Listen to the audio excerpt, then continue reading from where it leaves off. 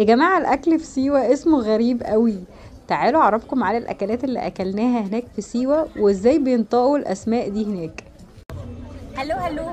دلوقتي بقى وانا بتعشى اول يوم هنا في سيوه، فمعايا صديقنا السيوي مهدي هيعرفني دلوقتي الاكل بالسيوي، تمام؟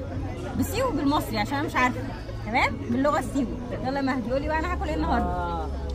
ده الاكل السيوي بتاعنا اللي في العين كليوباترا، اللي يجي العين كليوباترا ان شاء الله ياكل زيها ان شاء الله. ان شاء الله.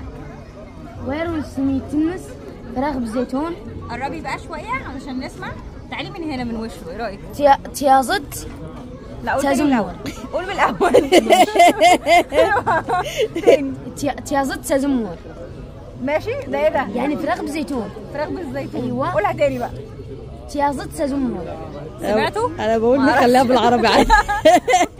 ويرون الرز. اروون ده سهل ده. الرز. الرز. ويرون الرز يعني ده رز. ماشي. تيرون شربت يعني شوربه. شوربه. ايوه. تمام. حلو قوي. سلطه. سلطه. اوكي، دي سلطه سهله. يا سلطه. والملوخيه. مخيط. مخيط. مخيط. مخيط. ايوه. اوكي. تغاران. تغار ده ايه؟ العيش؟ يعني عيش. لا ما تهزرش. والله تغاران.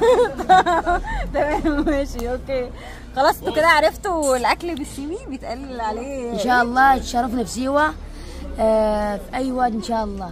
في عين كليوباترا. انت معلقه برضه؟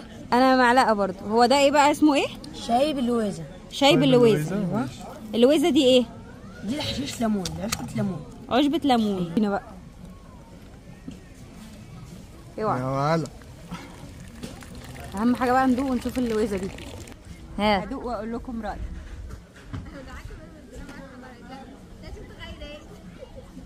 فعلا ده لويزا خالص. بس مش لاقيه شاي.